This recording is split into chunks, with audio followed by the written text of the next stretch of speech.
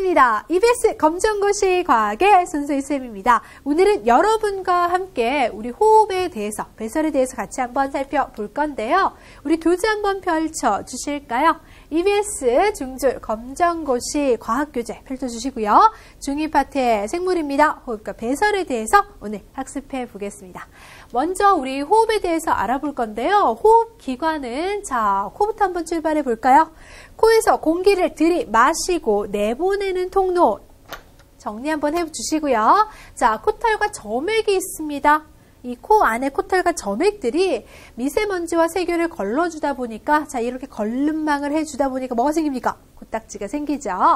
차고 건조한 공기는 적절한 온도와 습기를 갖게 해주어서 좋습니다. 코의 건강을 위해서 적절한 온도와 습기 있어야 되겠죠?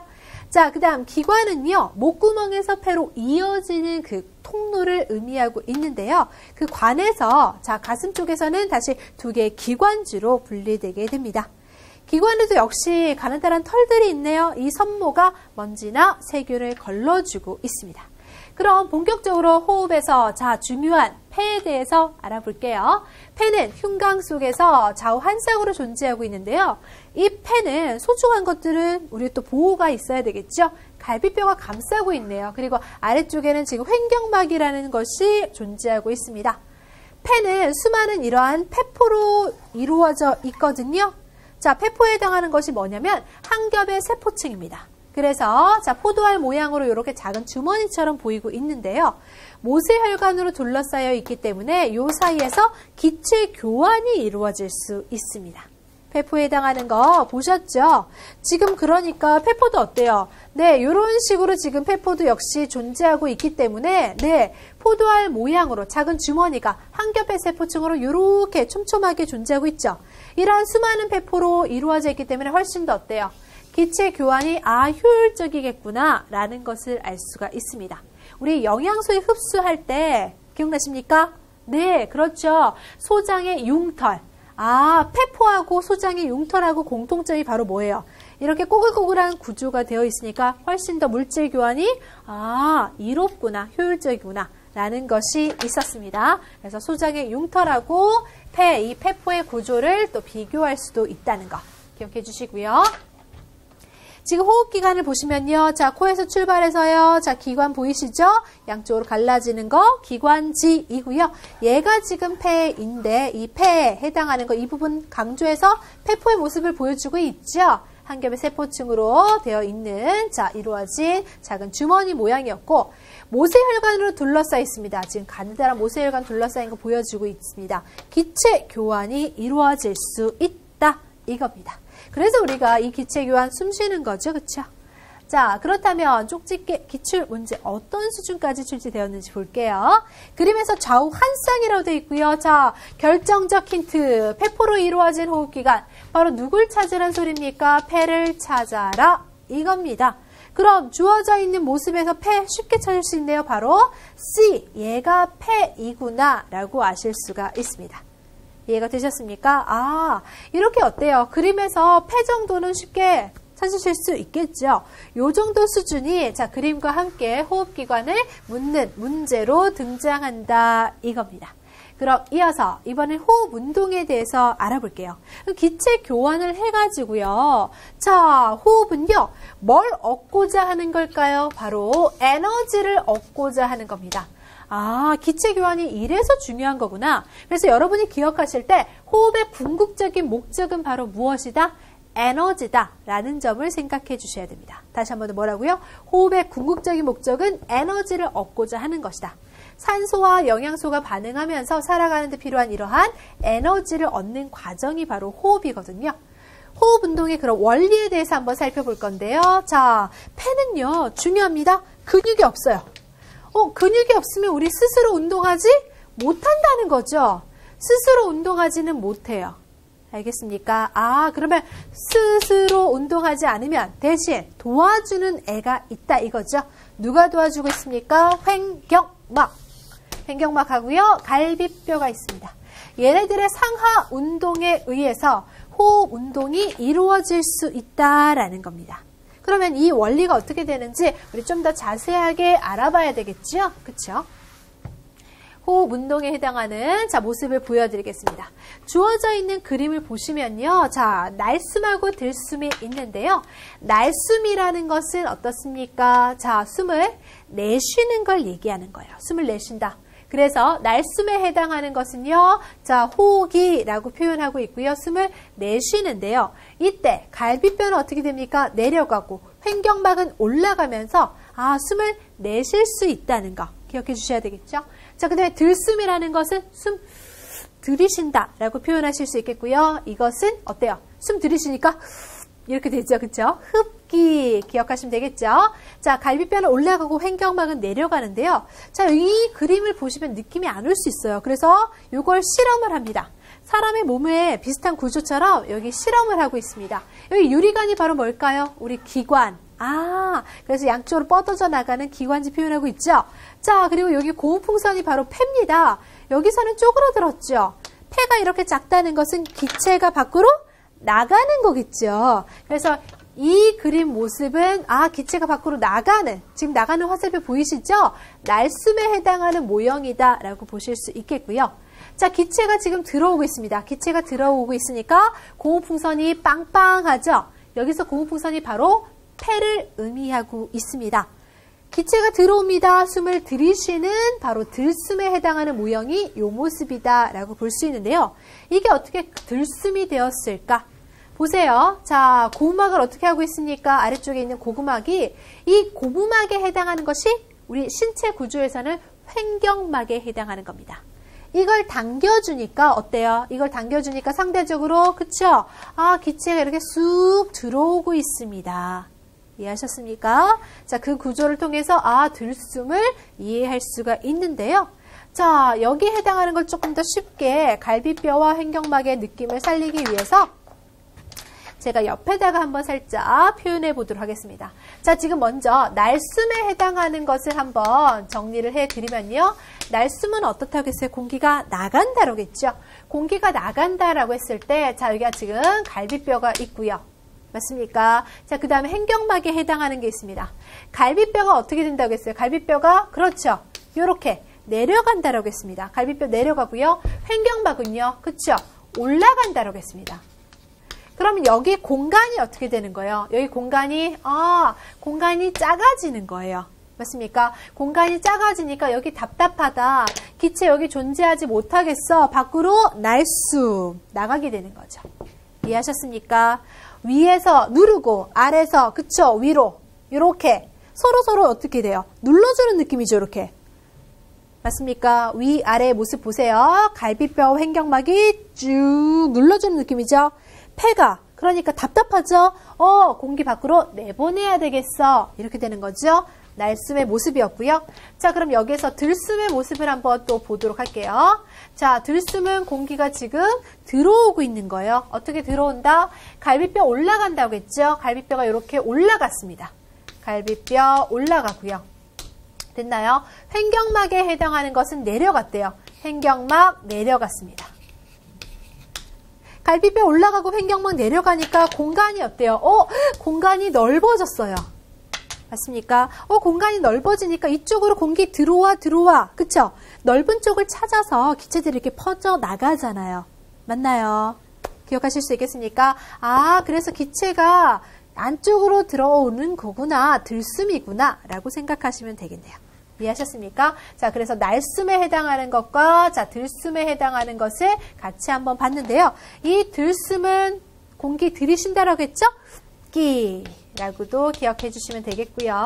자, 날숨은 후, 그쵸? 우리 아플 때 어떻게 불러주죠? 호 하고 불러주죠. 그쵸? 이렇게 호기라고 기억하시면 됩니다. 자, 이렇게 그림으로 하니까 어때요? 좀 더 쉽게 기억하실 수 있겠죠? 그리고 여러분의 신체도 한번 만져보셔도 됩니다. 갈비뼈, 자, 갈비뼈 만져주시죠? 숨을 내쉬면요. 내쉬면 어때요? 갈비뼈가 그쵸? 숨을 내쉽니다.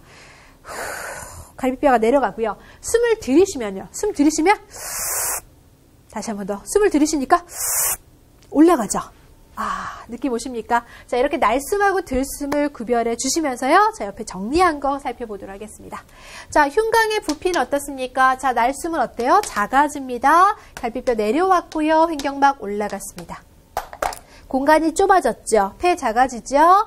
자, 좁은 공간이니까 압력이 커져요. 왜요? 이렇게 누르잖아요. 오, 답답해. 답답하니까 나 나갈 거야. 공기가 외부로 가고 있어요.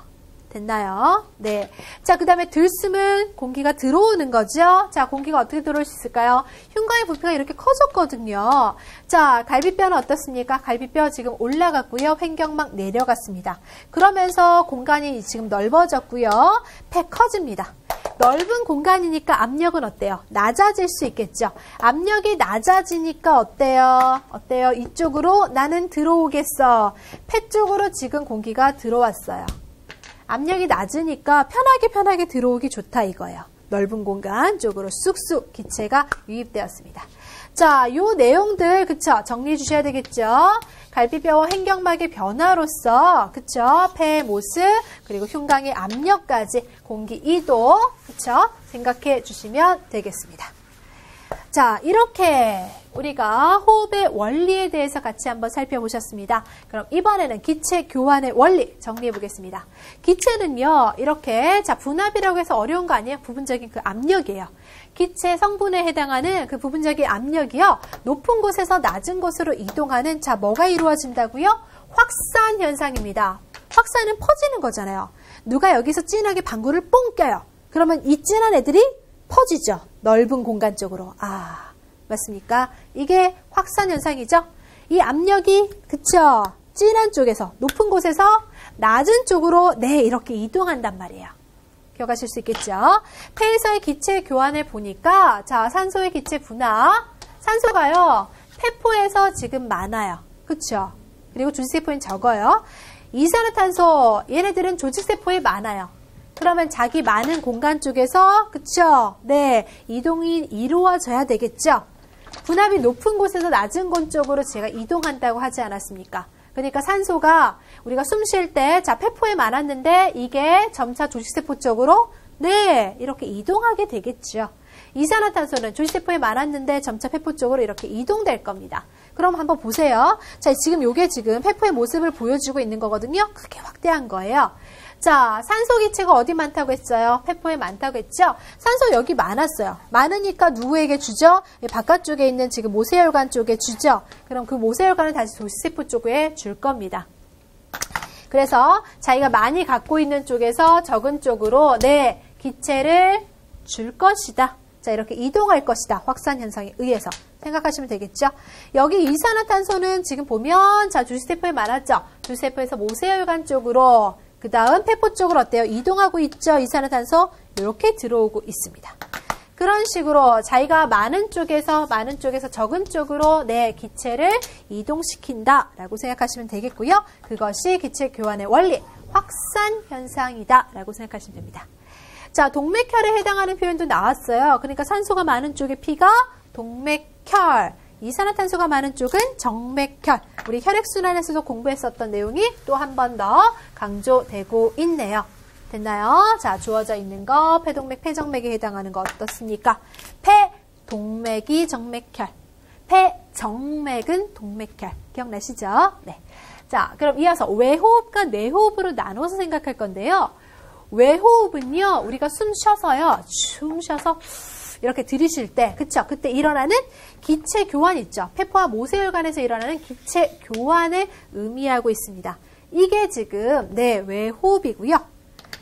내호흡에 해당하는 것은 자, 모세혈관과 조직세포의 사이에서 일어나는 기체 교환인데 이렇게 기체 교환이 이루어지면서 나중에 뭐가 생성된다? 에너지가 생성된다. 이게 궁극적인 목적이에요. 기억하실 수 있겠습니까? 호흡을 크게 이렇게 두 개로 나눠서 외호흡과 내호흡으로 나눈다면 외호흡은 우선 자, 숨 쉬면서 기체 교환을 한 거고요. 내호흡은 안쪽에 들어가서 조직세포 있죠? 그쪽으로 가면서 자, 실제로 기체 교환을 하면서 그걸 통해서 에너지를 생성하고자 하는 게 궁극적인 목적이다. 그림 상태에서도 지금 비교되시겠죠? 맞나요? 자, 요렇게 외호흡과 내호흡에 해당하는 것을 같이 한번 살펴보고 있습니다. 이산화탄소와 산소, 기체 교환 이루어지는 거 살펴보셨고요. 자, 그럼 여기에서 이번에는요. 사람의 몸에서 일하는 호흡 과정, 시험 문제 이렇게 그림과 함께 출제될 수 있거든요. 여기 지금 폐포가 보여지고 있어요. 폐포와 여기 모세혈관 감싸고 있죠. 그럼 폐포와 모세혈관 사이에서는 뭐라고 했죠? 외호흡. 그래서 가는 외호흡 의미가 되는 거고요. 자, 그 다음 모세혈관과 조직세포 사이에서는 바로 뭐였습니까? 내호흡이죠. 그래서 나는 내호흡으로 정리하실 수 있는 겁니다. 이렇게 자, 우리 혈액순환 과정에서 영양소와 노폐물도 물질 교환 이루어졌지만 기체 교환도 있었잖아요. 그래서 이제 중간에 심장을 통해서 아하, 또 한번 이 경로를 전체적으로 보여주고 있는 거죠. 맞나요? 자, 이어서 세포호흡에 대해서 얘기해 볼 건데요. 제가 아까 에너지를 얻는다는 표현을 했잖아요. 호흡의 궁극적인 목적이. 그렇다면 세포의 미토콘드리아라는 부분에서요. 바로 그 에너지를 만들어낼 수 있거든요. 그러니까 조직세포 가서 그 세포 안에 미토콘드리아 가서 산소를 이용해서 영양소 분해하니까 에너지를 얻는다. 아, 이 과정이 세포 호흡이구나. 에너지를 얻고자 하는 것. 그럼 이 에너지는 어디다 쓰일까요? 자, 우리 체온 유지에 대부분 먼저 쓰입니다. 체온이 적당하게 유지되어야 했잖아요. 그렇죠? 자, 그리고 운동이나 발성, 공부 등 여러분 생활할 때 쓸 수 있고요. 우리 몸의 구성 물질을 또 합성하고 몸이 자라나는 걸 생장이라고 하죠. 이런 데도 쓰입니다. 생활 속에서는 유기호흡과 무기호흡이 있는데요. 기, 있을 유자죠. 뭐가 있다? 산소가 있어요. 산소 이용해서 이 영양분을 분해하는 것은 유기호흡이라고 하고요. 무기호흡은 산소 없이 영양분 분해하는 것을 무기호흡이라고 합니다.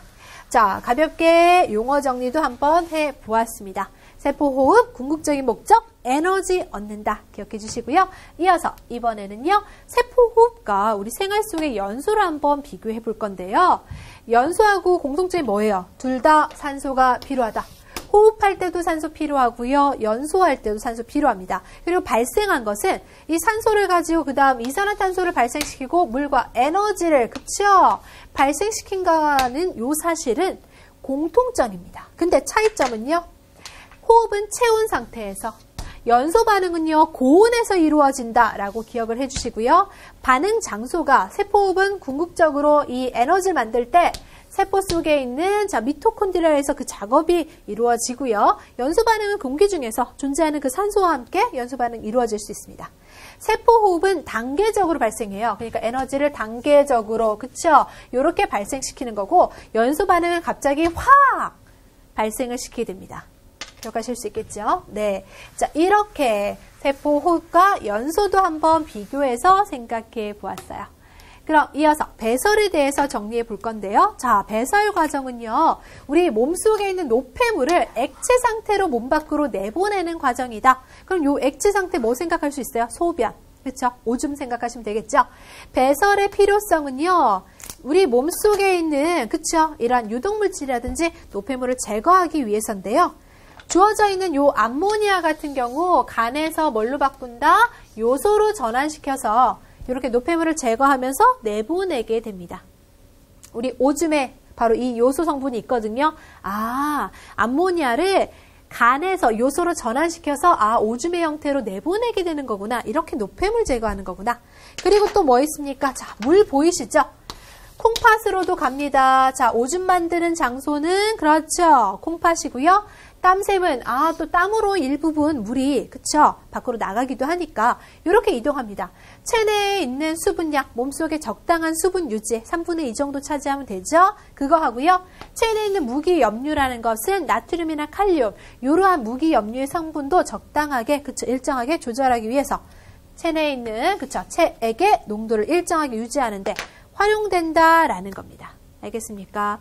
물이 많이 내보내지게 되면 상대적으로 이 무기염류 농도가 진해지는 거잖아요. 그쵸? 네, 그러니까 체내 수분량뿐만 아니라 무기염류 요것의 농도를 적당하게 조절하는데도 그쵸? 활용되고 있음을 기억해 주시면 되겠고요. 자, 이어서 이번에는 노폐물의 종류입니다. 우리 몸속에서 나올 수 있는 노폐물을 한번 생각해 볼 건데요. 탄수화물, 지방, 단백질 우리가 대표적으로 섭취하고 있는 3대 영양소죠. 에너지원이 되는 3대 영양소가 산소하고 만났을 때 이렇게 에너지를 발생시킬 수 있는데요. 일반적으로 지금 이산화탄소, 물 다 나오는 거 공통적이에요. 근데 단백질에 해당하는 것만 특이하게 암모니아 나오죠. 우리 앞에서 화학식 배웠는데 기억나세요? 자, 암모니아에 해당하는 것은 NH3라고 표현했습니다. 왜 이게 얘만 나왔을까요? 단백질을 한번 보시면요. 구성 원소가 CHO 말고 뭐가 또 있었습니까? 그렇죠. N. 얘가 바로 질소였죠. 단백질은 이렇게 질소가 있었어요. 그래서 이 질소하고 반응을 하면서 암모니아가 만들어질 수 있겠구나. 됐나요? NH3. 자, 단백질에 있는 요 질소하고 수소하고 적당하게 지금 반응을 하면서 암모니아까지 만들 수 있겠네요. 그쵸? 자, 다른 애들은 탄수화물이나 지방은 CHO만 있거든요. 그러니까 탄소, 수소, 산소만 있어서 이렇게 이산화탄소나 물을 만들었지만 자, 단백질에 해당하는 건 질소까지 있으니까 암모니아라는 노폐물이 특별하게 더 나오고 있었다는 점. 기억할 수 있겠죠? 자, 그 다음 배설 장소입니다. 그럼 이렇게 노폐물이 만들어질 때 이산화탄소는요. 호흡을 하면서 자, 이산화탄소 내보내죠. 내보내고요. 암모니아는 오줌이나 땀으로 또 내보낼 수가 있습니다. 자, 그리고요. 물은 오줌이나 또 땀으로 내보낼 수가 있다. 우리 아까 암모니아는요. 간에서 요소로 또 전환되면서 내보낸다라는 표현도 말씀드렸었죠. 그런 표현이다 라고 기억하시면 됩니다. 자, 이어서 이번에는 배설 기관을 살펴볼 건데요. 시험 문제에서는 이렇게 중요한 기관과 그 기능을 간단하게 물어봅니다. 주어져 있는 모습을 한번 보시면요. 자, 콩팥에 정맥과 동맥이 있는데 지금 주어져 있는 요 모습, 그쵸? 특히 물어보겠죠. 콩팥. 정말 생긴 게 콩팥의 그쵸? 모습이 닮아 있어요. 네, 이것이 바로 콩팥이다. 우리 오줌 만드는 장소 기억하시면 되겠고요. 이 콩팥을 확대해 놓은 모습이 요거예요. 콩팥의 바깥쪽에 해당하는 부분을 자, 콩팥 겉질이라고 합니다. 그리고 안쪽에 해당하는 부분은 콩팥 속질이고요. 자, 여기 주어져 있는 콩팥 깔때기 오줌간에 해당하는 표현도 있습니다. 기본적으로 시험 문제에서는 얘를 많이 물어보겠죠. 콩팥. 혈액으로부터 오줌을 걸러내는 곳이 바로 콩팥이고요. 이 걸러진 오줌은 방광으로 이렇게 흐를 때 오줌간이라고 합니다. 방광은 오줌이 배출되기 전에 일시적으로 잠깐 방광에 그쵸? 네, 머무는 곳이죠. 우리 오줌 마려우면 방광이 지금 빵빵해지는 것 같아 그런 느낌 있잖아요. 그쵸? 자, 요도는 방광에서 몸 밖으로 나가는 통로를 요도라고 합니다. 오줌 요자의 길도자거든요. 오줌 나가는 길이다. 그 통로다 생각하시면 되겠죠? 그림에서 콩팥에 해당하는 위치만 가장 정확하게 보시고요. 그 다음 오줌간 그 흐름을 한번 봐주시고 요도 방광 정도 자, 봐주시면 되겠죠. 이어서 자, 네프론에 해당하는 걸 한번 살펴볼 건데요. 앞에서 콩팥에 해당하는 얘기를 보셨잖아요. 그쵸? 자, 이때 콩팥은 구조적, 기능적, 기본적인 단위를 네프론이라고 표현하고 있습니다. 주어져 있는 것이 바로 그 네프론이에요. 한 개의 콩팥에는 이게 네프론이 100만 개 정도가 들어 있습니다. 그럼 네프론이 뭐냐면요. 말피기소체에다가 세뇨간을 합친 건데 말피기소체가 바로 이제 사구체와 보먼주머니입니다. 요 사구체는요, 이 모세혈관이 막 엉쳐서 이렇게 마치 이제 실타래가 엉킨 것처럼 되면 뭐 모양이 나올까요? 공 모양이 나오죠? 그래서 이렇게 공 모양처럼 되어 있는 것이 바로 사구체입니다. 아, 모세혈관이 막 엉켜서 이렇게 공 모양처럼 된 게 이게 바로 뭐라고요? 얘가 사구체고요. 자, 사구체 밑에 마치 이게 사구체가 공처럼 생겼잖아요. 공 밑에 감싸고 있는 글러브처럼 되어 있는 얘가 바로 뭐다? 보먼주머니예요. 기억하실 수 있겠습니까? 다시 한 번 더. 자, 감싸고 있는 얘가 바로 뭐라고요? 이 감싸고 있는 요 부분. 보이시죠? 마치 공을 감싸고 있는 요 부분. 자, 요 부분이 바로 뭐다? 보먼주머니. 그래서 사구체와 보먼주머니의 모습을 한번 보시면요. 자, 여기서 뭐가 일어날 수 있냐면 요렇게 자, 여과작용이 일어날 수 있습니다. 아, 요렇게 감싸고 있잖아요. 그쵸? 마치 생긴 게 또 깔때기 떠올리실 수 있잖아요. 그럼 입자 큰 건 여기에 남아있고 입자 작은 것만 밑으로 이동하겠구나. 여기서 일어나는 작업이 뭐라고요? 자, 여기서 일어나는 작업이 여과작용이다. 아, 작은 입자는 자, 사구체 쪽에 아래쪽에 보먼주머니 쪽으로 이동하게 될 것입니다. 다시 한 번 더 여과작용이 일어나는데요. 이때 작은 입자는 사구체 쪽에서 보먼주머니로 이렇게 쭉쭉 작은 입자들이 빠져나가겠죠. 됐나요? 자, 이러한 사구체와 봄원주머니를 합쳐서 말피기 소체라고 하고요. 그 다음 세뇨관까지 합쳐서는 네프론이라고 합니다. 그럼 요 그림 가볍게 한번 보셨습니까? 자, 주어져 있는 거 세뇨관하고 모세혈관이 이렇게 살짝 감싸는 모습까지 보셨고요. 그러면 콩팥의 구조. 제가 바깥쪽을 겉질, 자 안쪽을 속질이라고 했고요. 콩팥 깍대기 여기까지 합쳐서 지금 콩팥이라고 보고 있는데요. 그러면 구체적으로 보겠습니다. 겉질에 바로 말피기 소체라는 부분이 있는데요. 제가 사구체 봄원주머니 그림 그려드렸던 거 기억나시죠? 여기서 뭐가 일어난다 했죠? 여과작용이 일어난다 했죠? 사구체가 모세혈관이 실타래처럼 뭉쳐서 이렇게 공 모양으로 되는 거고요. 이거 받치고 있는 글러브 모양이 아까 봄원주머니였죠? 한 층의 세포로 되어 있어서 이렇게 여과작용이 일어날 수 있었습니다. 자, 그 밑에 속질에 해당하는 것은 바로 세뇨관이 바로 속질인데요. 세뇨관에 해당하는 것은 모세혈관으로 이렇게 둘러싸여 있어요. 네. 그리고 집합관에 해당하는 것은 세뇨관 여러 개가 이렇게 모여서 만들어진 것을 직합관이라고 합니다. 됐나요? 자, 그 다음 콩팥 깔때기에 해당하는 것은 가장 안쪽의 빈 공간으로서 오줌이 일시적으로 저장되는 걸 얘기하는 거고요. 저장된 오줌을 오줌관으로 다시 이렇게 보내게 되는 겁니다. 되셨습니까? 겉질, 속질, 콩팥, 깔때기까지 기억을 해주시고요. 자, 이어서 오줌이 직접적으로 만들어지는 거. 우리 아까 여과까지만 살짝 보셨는데요. 여과작용 외에도 재흡수와 분비가 있습니다. 자, 뭔지 한번 정리해 보겠습니다. 먼저 여과작용. 어디서 일어난다고요? 사구체와 봄원주머니. 그쵸? 이거 뭐라고 했습니까? 합쳐서? 말피기 소체. 자, 여기서 이루어지는데 작은 입자들만 쭉쭉쭉 통과할 거라고 했어요. 작은 입자들이 지금 뭐 있습니까? 물, 포도당, 요소 등이 뭐 된다? 여과된다. 여과되는 게 누군지 잘 보셔야 돼요. 그럼 만약에 여러분 적혈구 이런 건 갈 수 있을까요? 안 돼요. 적혈구는 너무 알갱이 큽니다. 그래서 큰 입자들은 여과되지 않는다는 거 기억하시고요. 사구체의 높은 압력에 의해서 지금 여과가 이루어지고 있습니다. 아까 사구체가 실타래처럼 이렇게 공처럼 뭉쳐져 있었죠. 거기서의 압력에 의해서 자연스럽게 봄원주머니 쪽으로 작은 입자들만 갑니다. 혈액 속에 노폐물이 이렇게 걸러질 수 있는데요. 큰 입자인 단백질이나 지방, 혈구, 적혈구, 백혈구 이런 거 혈구였죠. 이런 것들은 크기가 큰 것은 여과되지 않는다는 사실 중요합니다. 크기 큰 것은요 여과되지 않아요. 그러니까 정상적인 상태에서는 오줌에서 피 나오는 거 아닌 거죠? 왜요? 지금 오줌에서는 분명히 혈구와 같은 이런 것들은 여과되지 않는 거니까. 알겠습니까? 정상 상태는 그래서 오줌에서 피 나오는 거 아닙니다. 그렇죠? 자, 정상 상태는 여과되지 않는다. 기억하시고요.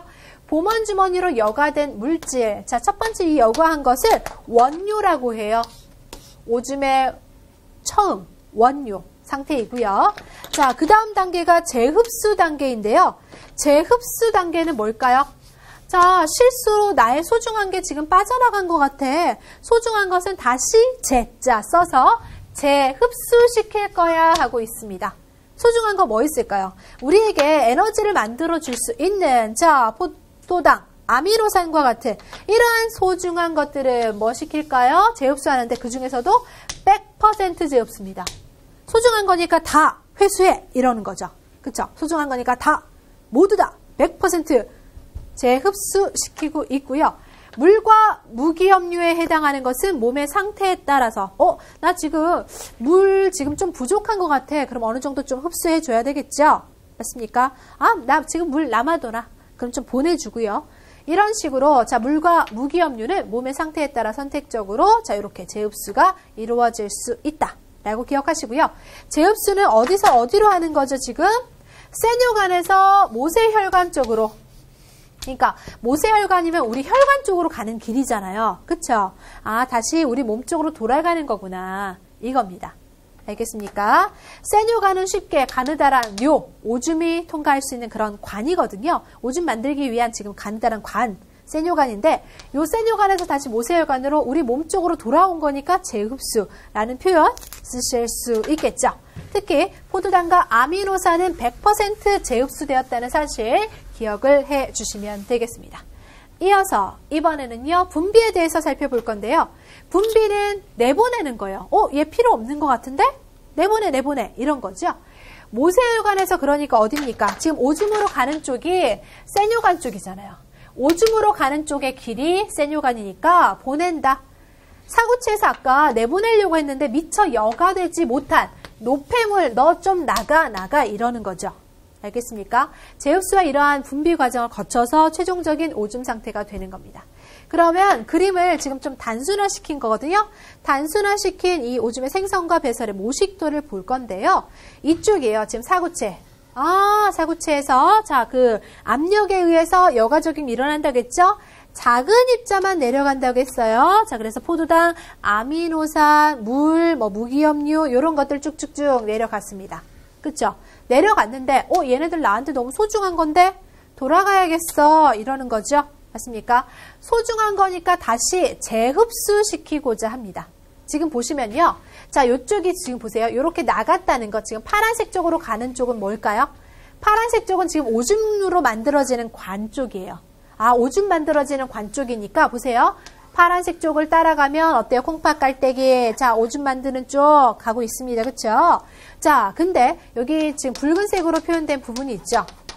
약간 살색, 진한 살구빛, 요런 색깔. 자, 이쪽은 뭐예요? 지금 보면 아까 여기 콩팥 동맥 쪽이었고요. 여기 지금 모세혈관이라는 글자 써있죠? 모세혈관은 우리 몸 쪽으로 가는 거잖아요. 맞습니까? 그래서 우리 소중한 것들은 재흡수시켜야 되겠다. 누굴 재흡수시키는지 한번 봐주세요. 지금 보시면요. 자, 무기, 염류 재흡수시키고 있습니다. 자, 포도당, 너도 소중해. 재흡수시키고 있죠? 붉은색 쪽으로 가고 있으면 그거 재흡수예요. 맞나요? 자, 그러면 지금 물도 나에게 물이 좀 부족한 것 같아. 그러면서 물도 지금 재흡수시키고 있어요. 지금 붉은색 쪽은 바로 뭐라고 했습니까? 우리 혈관 쪽으로 가는 쪽은 우리 몸으로 돌아오는 거니까 재흡수라고 했습니다. 맞습니까? 자, 지금 재흡수되는 애들 보이고 있죠? 재흡수, 무기염류, 포도당, 자, 물도 그렇고요. 비타민에 해당하는 것도 뭐 되고 있어요? 네, 재흡수되고 있어요. 맞습니까? 화살표를 보니까 붉은 쪽으로 가고 있었잖아요. 맞죠? 그래서 네, 지금 콩팥 정맥 쪽으로 가고 있잖아요. 맞나요? 네, 정맥이라는 것은 다시 심장 쪽으로 돌아오는 혈관 쪽을 정맥이라고 했죠. 그래서 자, 콩팥에서 이어지는 우리 혈관들을 한번 보셨고요. 그 다음 분비는 우리가 세모로 한번 표시할게요. 자, 보일까요? 요거 세모. 분비에 해당하는 것은요. 지금 노폐물. 화살표 보세요. 어디로 가고 있어요? 파란 색깔 쪽. 파란 색깔 쪽으로 뭐 되고 있습니까? 분비되고 있잖아요. 자, 노폐물은 뭐 된다?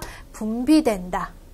됐나요? 노폐물은 지금 분비되고 있었어요. 됐죠? 자, 그리고 또 여기 요소 보이시죠?